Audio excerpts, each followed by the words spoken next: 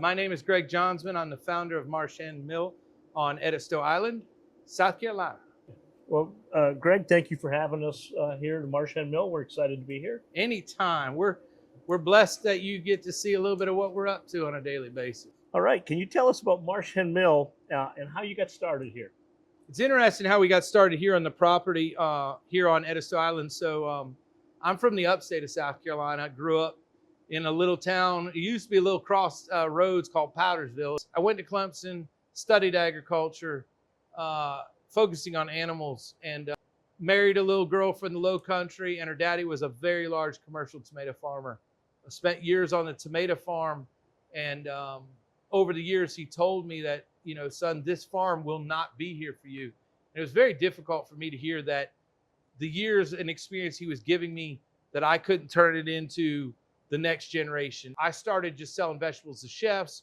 It was very difficult to make a full living.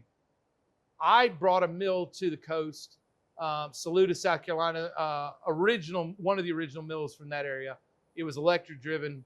The miller that taught me took me to an old guy and said, this kid knows what he's doing, and he wants to kind of educate and teach people about kind of milling. And I started milling, and it started selling faster than I could produce it at night. I was working a full-time job during the day, and I thought, and it's important here, I thought everybody knew how to adjust a stone. I didn't know that there was something special when I thought it was just something. So to sum that up, I got experience working on a farm and explaining and understanding the value of protecting the crop.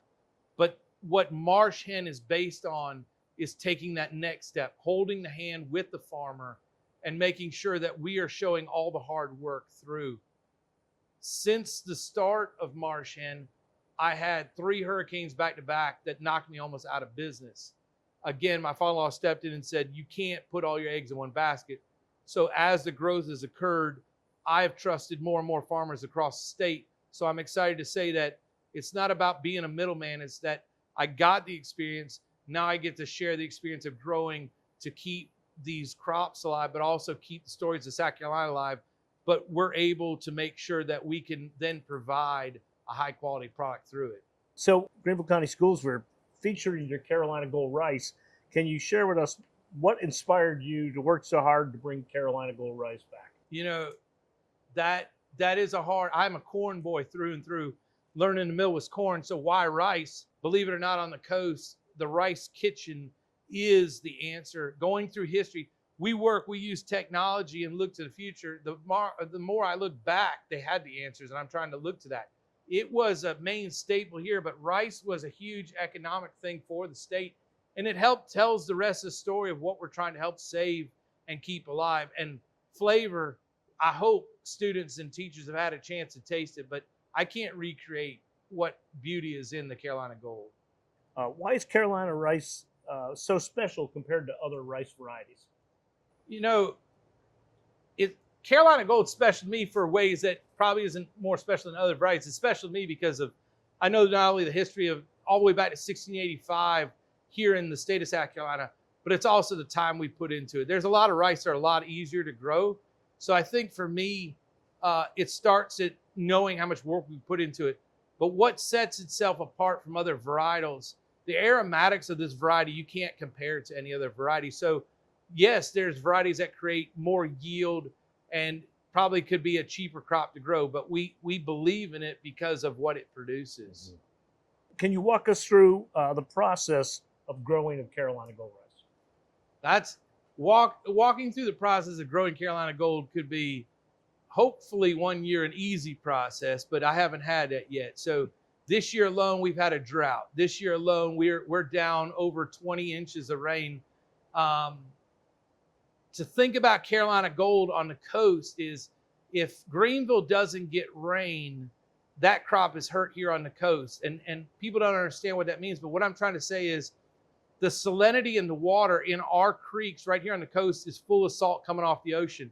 If we don't get rainwater coming all the way from the upstate pushing down, we can't flood the rice. If we can't flood the rice, we can't produce rice. And that's just one small little problem of growing Carolina Gold. Even when I produce all these good things, then we start going into birds that will steal the seed and other nature elements. So it sounds problematic, but the reward's worth it.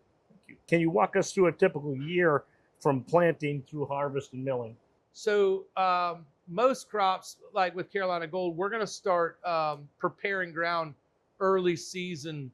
But once early spring, the planting's done, then we're looking at when we can first actually flood for either seed protection or for weed pressure. But it will produce all the way through the whole summer months.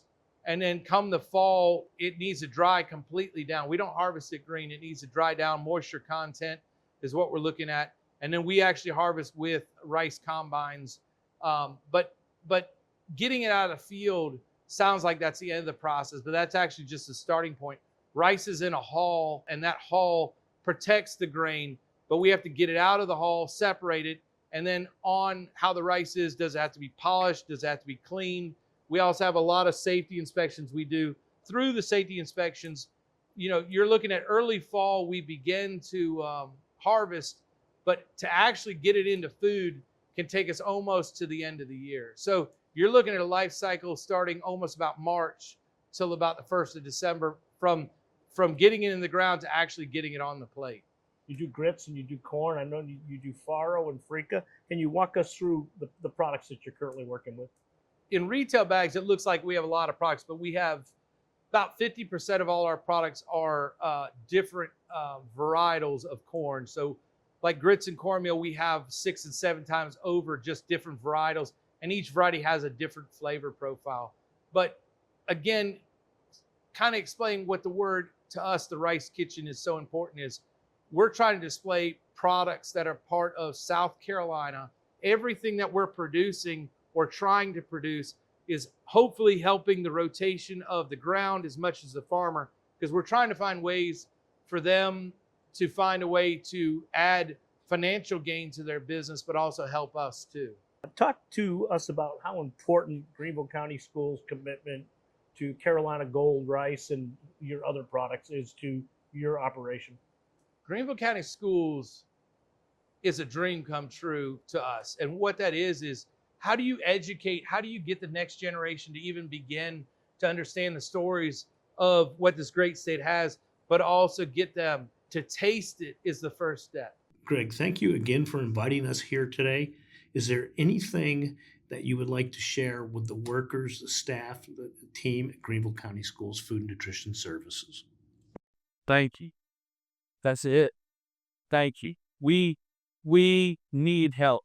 We need the message out, and the thank you is all I can do and ask. And in return is continue to help us make the state better.